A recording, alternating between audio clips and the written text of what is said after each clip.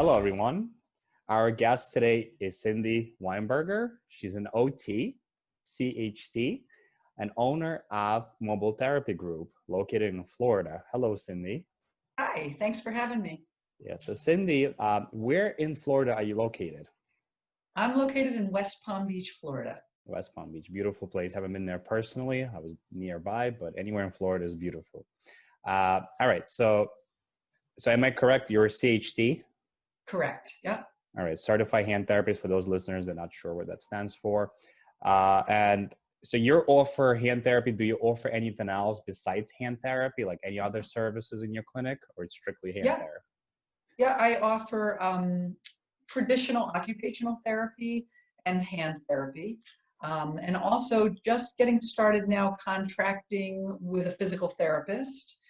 And so I'll be offering physical therapy as well. The practice offers telehealth and in-home visits currently in the Palm Beach County area where it's a reasonable travel distance. Very good.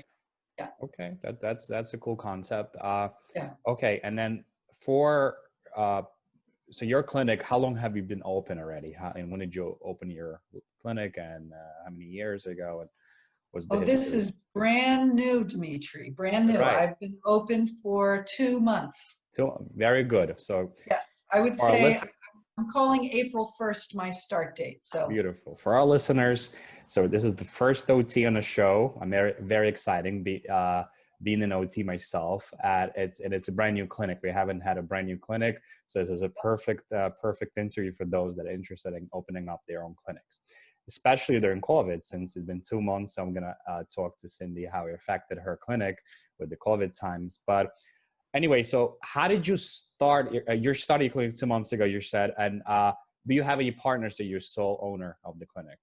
No partner. I'm a sole owner of the clinic. Yeah. Okay. All right. And as I said, your population varies from kids to adults, or kids to geriatric population. Is it, or you specifically treat adults only? I pretty much treat adults. I treat children with, orthopedic injuries Sure. affecting their upper extremities, but I'm not a developmental pediatric therapist. So right. Strictly ortho stuff. Got it. But I sometimes end up with kids on my caseload if they have a hand injury or a broken elbow, for example. Yeah, definitely. So, yeah. So tell me a little bit about your experience. What led you to open up your your clinic, and where did you work before, and how this whole thing started? Yeah. So I moved to Florida and started working at a large rehab, outpatient facility where the model is very fast-paced, high-volume kind of a model. And it's not what I was used to. I was used to treating patients one-on-one before I moved, and this was... Sorry, where did you move from? I moved from New Hampshire. New Hampshire, okay. I didn't realize how spoiled I was up in New Hampshire with my job treating one patient at a time, and That's a luxury. I didn't... That's a luxury. Absolute luxury. And when I moved to Florida, it was kind of a rude awakening. Like, wow, I got to see all these people simultaneously. And I was really not comfortable with the model of care. I really missed being able to spend one-on-one quality time with my patient and not being distracted by others at the same time. And I felt that the only way I was going to be able to really get back to the type of care that I want to provide is to start my own practice or move, because South Florida, anybody who lives in South Florida, any therapist who lives down here will be nodding their head right now, because that's sort of how the clinics are run in this area because of declining reimbursement and all of that. So so I decided that I really needed to do my own thing if I was going to treat patients one-on-one again. So that was really my motivation for starting the clinic. And so I started putting all the pieces together last year, actually, and, developed the shell of the business, the LLC, and got my NPI numbers and my tax ID and a website and, all that sort of pre-stuff that you need to do. And then I was kind of waiting on it. I wasn't sure when I was going to do it. And then I was laid off because of COVID. And being laid off was sort of like, I was pretty upset for about 6 hours. And then I was like, okay, you know what? It's time. I already had things set up and I just went full force. And I was able to literally get it started and be marketing at the end of the weekend after being laid off because it was all set. So You needed that push. You needed that push. I needed the push. I Yeah, needed the fun time. push. So yeah. So I feel like that push was really ultimately was a real blessing for me. But So if you were put it in a time frame, so it took your how long? How many months would you say? Was it a year from kind of pre-planning stages to physical location? Uh, no, I would say I started around Thanksgiving. So I would say from November to about January or February, putting the pieces got it. together. Uh-huh. And then I was laid off towards the mid to end of March. Uh-huh. And it was almost like it was planned, but it wasn't planned. So Got it. Got it. Okay. So it was facilitated, right? yeah, Expedited, so to speak. All right. absolutely. Yeah. And then do you have a physical location or is it only mobile and telehealth? It's mobile and it's telehealth. So Uh-huh. I provide therapy just like this on the computer. Uh-huh. Telehealth, I would say right now, like maybe 25% of my patients are telehealth, and the rest of them, now that some of the precautions have lifted and people are Uh-huh. feeling a little bit more comfortable having you in their home, I'm Sure. doing a lot more home visits. Got it. I get the sense that the home visit side is going to be easier to build and grow than the telehealth side for a Mhm. variety of reasons, but I'm already sensing that only Right, 2 months. right. So we're just talking with, a few other people during the interview, and definitely therapy. My whole thing, especially with hand therapy, including hands-on therapy is a big factor, right? Especially with Absolutely. scar tissue massage and retrograde massage and just the proper technique. And yes, you could show a lot of these things through telehealth, but there's certain things that your personal touch could offer, and technique Yes. is something you can't, substitute via telehealth. I agree with you, but I'll tell you that I am pleasantly surprised at how well people can do on telehealth. It's not right for everybody, don't get me wrong. I'm not saying like everyone should be treated telehealth. You can't splint somebody on telehealth. Right. And if you have those patients that are really fearful of moving or have a lot of pain and they really need your hands-on and your, sort of, physical guidance to Sure. move, those patients are not going to do well on telehealth. Absolutely. But patients that take instruction well and understand what you're trying to do, it really works quite well, demonstrating scar massage and being able to, you can put your hand right up in the screen and say, okay, this is what I want you to do. I don't want you to massage like this. I want you to put your thumb on there and I want you to do little circles. You can get up really close and demonstrate things. Yeah. Yeah. Um, and it's pretty powerful, I think, in rehab because it puts the power back in the patient's hands. In my opinion, they learn how to manage their own injury, and so they can ultimately, with your guidance, learn what they need to do. So I think it's going to create a little bit of a shift in our model of Definitely. It's already creating a big shift, definitely. yeah. And Cindy, so for insurance, you don't have any insurance, right? You don't participate in any insurance. It's strictly No, Medicare. I'm a Medicare B provider. Medicare B provider. Got it. Okay. So I do take Medicare B, and other than that, I'm out of network, which also pretty much means cash pay. And then I can provide a super bill. So if the person has an out of network benefit on their insurance, they can submit that super Mm-hmm. bill to their insurance Mm-hmm. for reimbursement. Mm-hmm. But I honestly didn't want to deal with all of the insurance and all of the authorizations required and the limitations put upon me by Sure. insurance. Definitely. So I So felt like this was a better route for me. Yeah. it's a hot topic again for a lot of clients, people that I speak to. Oh, I'm not sure if I should accept insurances. I should be out of network.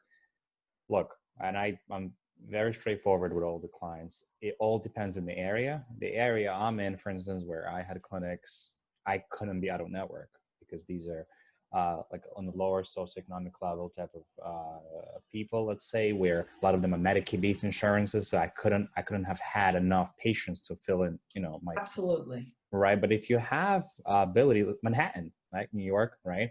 So a lot of clinics out of network, a lot of patients have out of network benefits. So it's a Right. great concept. And then there's some clinics that offer dual tax AD option, right? But that's when you grow, and it's something that a lot of clinics, again, offer to their patients. I'm not familiar with that. You'll have to explain that For later. I got something. We'll speak, I guess, off recording, and I'll go over this concept. So far, those patients that you've seen, how did you get those patients? What's your best referral source, and do you even keep track of referral sources? Yeah, I haven't started actually tracking it, but I need to, and I should start tracking it. Definitely. I have about, I guess I probably have about a dozen patients right now, so it's starting to pick up. In 2 months, I feel But very have you noticed how they pleased. found you? Yeah, I would say most of them. So several of them were from doctor referrals, because I know some physicians in the area. So a couple of them were from doctor referrals. But the majority of them are from internet, Facebook. I've had colleagues recommend me because I'm pretty active on Facebook in terms of business, and LinkedIn as well. Sure. So a lot of hand therapist colleagues know where I am and what I offer. And so they'll have a friend reach out to them and say, hey, do you know anyone in the West Palm Beach area that's available? And they're like, oh, yeah, I do know someone. A bunch of referrals that way. I had a great article, I guess probably a month ago at this point, in the Palm Beach Post, which is a very well-read article here in Palm Beach. And they did a story on me as like a pandemic pivot story, about they were doing a lot of stories on different businesses that were like finding ways to thrive during the pandemic, like restaurants that were shifting to takeout, and pharmacies that were now selling, sanitizer that they made or whatever. So they featured me as a story of a pandemic pivot. And I got a bunch of patients from that, people that read it and were like, wow, that was a great story. I loved reading about you. And, I thought you could help me. So a bunch from that. So I would say, and then I've already gotten one word of mouth kind of These are the best. referral, These are the best. These are the where best. somebody said, oh, my friend saw you and she really recommended you. And, I've been an OT for 30 years. So, that happens all the time, no matter where you work. Right. You sometimes Right. treat the whole family after a few years. It's like, Sure. which is wonderful. And that's really what you want to do, is to develop Of a, course. a reputation where your friends are referring to you. Definitely. So that's Okay. kind of where it's been so far. And again, it's only me. So I don't, I'm not ready yet to start hiring people, although that is my goal. So right now, I don't really want to spend a lot of money or do a lot Right. of You want to marketing keep or your overhead. You advertising. want to keep your overhead low. I want to keep Definitely. my overhead low, and I don't want to be so inundated yet with patients that I can't, make sure my systems are right and my reporting is right, and there's still a lot of things I need to make sure are running smoothly before I bring other people Definitely. in. Definitely. So that's kind of, this is infancy. It's 2 months. So So yeah. speaking of marketing, do you spend any money on marketing, or that's just something you kind of do organically? So far, I have not spent any money on marketing directly. Well, except for my website. That, you spend money Sure. on your website. But I did it myself. I didn't hire someone to do the website for Okay. me. I created my own website with a Beautiful. template. Uh-huh. I had never done that Which before, service but did you use, by the way? So maybe some listeners would be interested in knowing. I used GoDaddy. It was an Okay. easy template. They offer It was templates. free for the first 30 days, so I was able to like play around with it, and then of course I paid for the year, and it Sure. wasn't very expensive to do. Uh-huh. But they had templates that were pretty easy to work with, and their customer service was really helpful, because I've never made a website before. Sure. But it really, as long as you have some tech skills on the computer, it's not that hard to do. So, Okay. this has been a huge learning experience for me. I'm sure. Yeah. Every time All you of open it. a Yeah. Every time you open up a clinic, there's skills that you never knew you had, right? Yeah. Besides the clinical skills, right, that you had, and I'm sure they're great. Right. There's certain business skills that you learn, and is Yeah. each week, each month, I'm sure you get better at it, and you kind of discover talents that were hidden. Yeah. It's true. It's true. When I lived in New Hampshire, I had a clinic actually for several years, a brick and mortar small clinic that I was running. But So I did have, you were managing it, or you owned that no, clinic? I owned it. Oh, so you had experience with a brick and mortar clinic in New I Hampshire. did have experience with a brick and mortar clinic, and I learned a lot of things from doing that, and a lot of things that made me choose a different model this time around. Uh-huh. And that model was insurance based, I'm guessing. That was insurance based. It was brick and mortar, and it was hard. I mean, there was a lot of, and I did it myself, and there was a lot of, you know, a lot of headaches involved. But it was a great little clinic, and I loved it. Mm-hmm. Um, but I wanted to do it different this time. And how So long did you have that clinic? How long did you run it for? I had that clinic for about 2.5 years, and it started growing, and I kind of got to a point where and I was working somewhere else at the same Uh-huh. time. So Got it. I was like in the clinic 3 days a week and in my job 3 days a week. And had little kids at home, and I was trying to do it all. And I was really getting to the point where I was like, something's got to give here. I can't do all this myself. And I had an opportunity with a local hospital that was looking for hand therapist because they had a hand surgeon without a hand therapist. And so I Uh-huh. made a deal with them, and they bought the practice, and I ended up working for them full time. Got it. And it worked out really well. And it Uh-huh. was a good sort of exit for me from Did the you end up practice that selling was, it, or it was just kind of they took it over and that's it? no, I sold it. You I sold sold it. it to, yeah. Very good. And how long Yeah, has yeah. it been since you had that clinic? How many years? Well, I sold it to them, I would say about 5 or 6 years ago. But then I continued working for the hospital running that clinic I for see. several years before I moved to Florida. Got it. Okay. Yeah. That very good.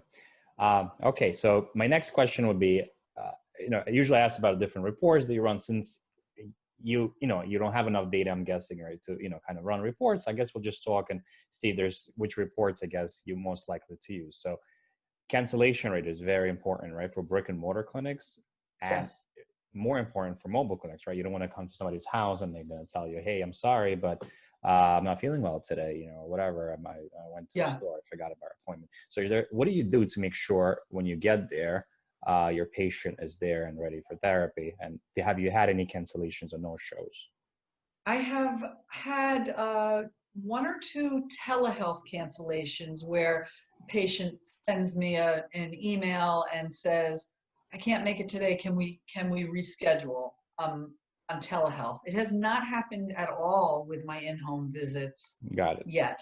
Mm-hmm. I know that through HelloNote, the EMR that I'm using, That was my that next. So people, sorry, so if listeners don't know, so HelloNote is the EMR system that you use, yeah, right? Okay. yeah. And one of the features that I like in HelloNote is the reminder email or text. So I'm not calling the patients to remind them.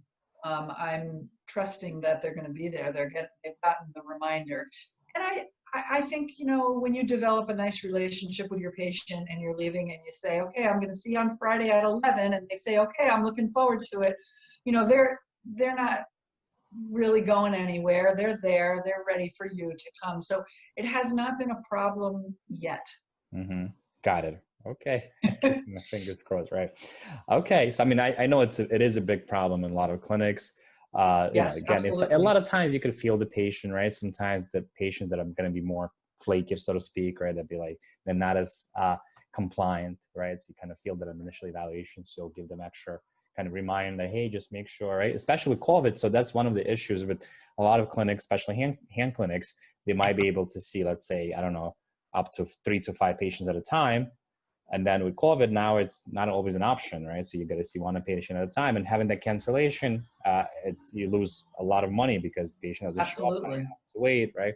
So that's something I know. I always kind of ask cancellation rate. Most clinics want to keep track of the cancellation rate and just Yeah. goal is to lower it, right? So that's one thing. What HelloNote is, since that was one of the questions, what GMR system do you use? So there's a lot of reports that HelloNote offers. So any reports that you're planning on using, so you've been doing it for 2 months, any reports you've used already and you like using. So usually I ask what the top 5 reports that you think you're going to use or you're using already. Well, Not just I HelloNote. haven't really started using the reports yet, and I'm going to reach out and actually get a little in-service on that. I'm sort of learning as I go Sure. the different features that are available. If I take in too much information, I lose some of it. So I need to kind of learn what reports are available.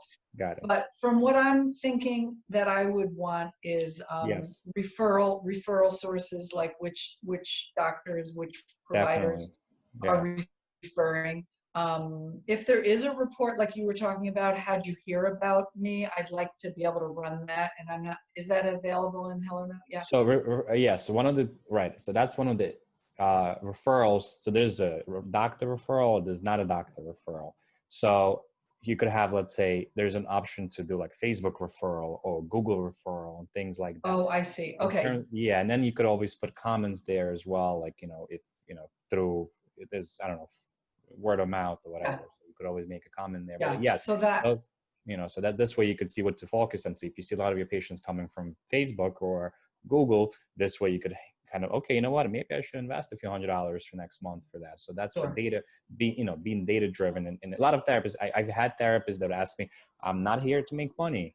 I'm about patient care. And I tell them, listen, I'm with you. I'm a therapist myself and I'm all about patient care, but you can't be successful without making profit in order to, be able to continue operating your clinic, right? So you want to look at numbers and make sure you hire on time, make sure you get the right equipment on time and things like that.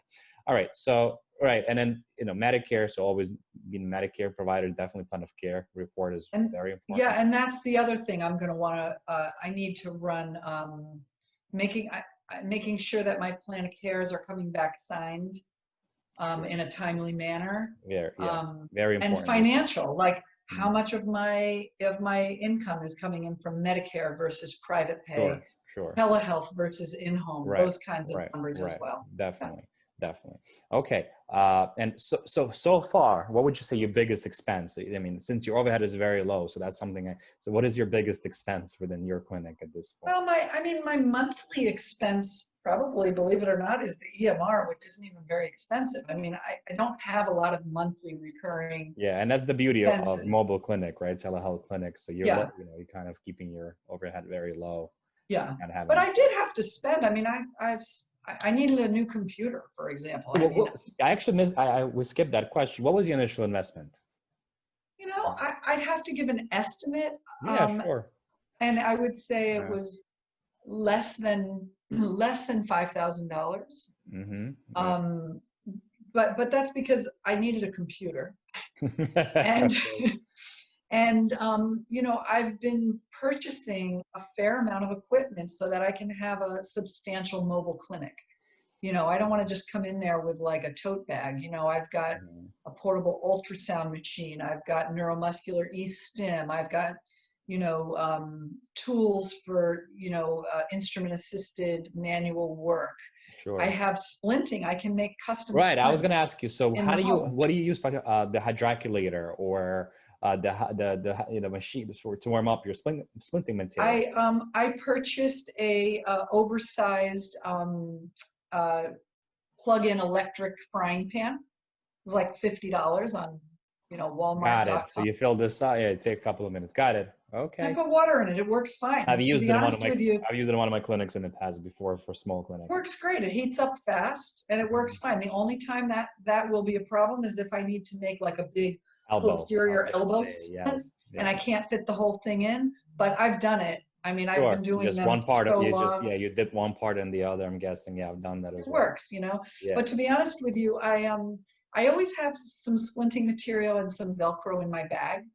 Mm-hmm. And so, like just yesterday, I did an initial eval for somebody who had a trigger finger, and I hadn't really planned it in advance, but I was like, I really should make you a little splint. And so we pulled a frying pan out of her oven and we heated up water, and I made her a little trigger finger splint right in her kitchen. You know, so I have all the supplies, and I carry a lot of stuff with me into the house. So if I need it, I've got it. Sorry, for trigger, what is it? Like MP blocker? Is that something you made for her? Yeah, like a little MCP blocking Got it. splint. Okay, cool. I guess for those listeners that are interested in to know which splints I use for trigger fingers. That's the one I use. So really, if it's a small splint, like a hand-based splint, I don't even have to schlep my big frying pan. I'll just have them use a little frying pan in their kitchen. That's all you Got it. need. Got it. Okay. Why carry in this big pan, you know? Amazing. Yes, absolutely. So, Okay. yeah. Very good. Very good. And then, so for your billing, so what do you do? You do your own billing through HelloNote, or what, how do you do it? Yeah. Yep. Well, my as of yesterday, my credentialing was cleared. So my credentialing is Okay. not done yet. I have been treating patients though, and I have lots of visits to bill for. You're gonna retro bill, right? Those I'm gonna retro bill, right. correct. Okay. So Yep, it's an option yep. for those listeners that are not sure. There's an option to retro bill. You just put effective date earlier, right? When your application. Yeah. So when the application was done, which HelloNote did for me, by the way, that was one of the reasons I went with HelloNote, was because I was doing a lot of other things, obviously, to get this business started, and figuring out how to fill out an 855I, and and trying to decipher all of that language. I did it in New Hampshire years ago, but it was a paper application. Sure. It's Sure. different now. And I started doing it myself, and my eyeballs started spinning, and I was like, I don't want to put my effort into this. I have too many other things to do. And then when I heard that HelloNote was willing to do the credentialing with me, and I signed up in advance for a bunch of months, and it worked out, I was like, that's great. I was already planning on using them anyway, so I thought this is a simple decision for me. So the credentialing just Great. went through yesterday. So, but I do plan to do my own bill. Congrats. That's important. Thank you. So finally you could have, a little more money coming in. And then your billing. So you're going to be, so people ask me all the time if they should outsource the billing or should do their own billing. Are you planning on outsourcing and going to do it through the EMR system? I'm planning on doing it through the EMR system. I only take Medicare. Absolutely. If I was taking all other insurances Sure. and I had to deal with it, I would probably hire someone, but Got it. I'm not. Okay. And the private pay, I just take myself in the, makes sense. Definitely. So different EMRs, they might or might not have an option of submit billing, right? So HelloNote has an option to submit billing through the system. It's pretty convenient. You haven't tried it yet, but again, HelloNote will set up that's the last part of onboarding, by the way. So if you don't know, they submit your first batch of billing together with you. So this way, you don't have to figure out. I doubt the whole first batch will be submitted. There's a lot of but there'll be a few anyway. Yeah, it's a 5-step process. So it's not complicated. All right. Yeah. And so my last question, I guess, here is, what is your long-term goal for your clinic? What do you see? That's a good question. My long-term goal is to have other CHTs and other PTs and perhaps speech independent contractors, and have this expand into a larger area. I'm thinking Florida is, I'm not going to go out of Florida right now, but certainly the model, if the systems are working well and everything is going well, the model can go into any state, really. Right, absolutely. But for now, I'm just kind of thinking Florida. So, when I'm ready, I'll start reaching out and talking to people. I am just about, like, literally today, all this is happening so quickly right now, have reached out and I'm ready to contract with a physical therapist. Or independent contractor. So that's a great model. Yeah, great model. Yeah, a few of my existing patients need physical therapy. I'm like, why am I going to find another agency to provide physical therapy? I have a business set up, so I'm doing it. So right, and you're going to be billing those services through your mobile therapy group company. Correct. Yep. Okay, and that's great. So that's something I was dealing with a lot of clients. Issue state by state is very different. So in New York, I'm not allowed to provide PT visits through an OT company, but it's all state by state kind of variations, and a lot of states that are less regulated, so to speak, that's an option. That's like North Dakota. That's not an issue, for instance, and Florida, I'm Right. guessing as well. So, Yeah. but, so I had a lot of clients asking me and I could never give them a definite answer. So I always tell them to reach out to the That's attorney. too bad. Can they do it the other way around? Can a No, PT have an no, OT under them? it's per specialty. So you have to have at least 1% partner in the company that's a PT to offer that service. Interesting. Right, Interesting. right. So that's something, again, I also didn't know. I assumed it was just like that for all the states until we had a client somewhere and she's like, what are you talking about? That's fine, and I think So you got Jersey. to find a PT that needs an OT and give each Yes, other 2% right, and make it exactly. work. So that's sometimes what it takes. All right. Cindy, it was great speaking to you and finding out about your practice and things, you honestly, it's amazing they were able to start a clinic during COVID times. And it seems like, you're doing a great job, during COVID, and it's great. Sometimes some people just need a push, and it was a great push, but being getting laid off. Right. And I'm Timing excited. was right for this kind Timing of was right. practice right now. Yeah. Great. And look, me and Cindy, we're friends or whatever you call it on LinkedIn. So I'll be in touch with you, and, great speaking to you. And thank you again for being a hello customer. You too. Thanks, Dimitri. Thanks for having me.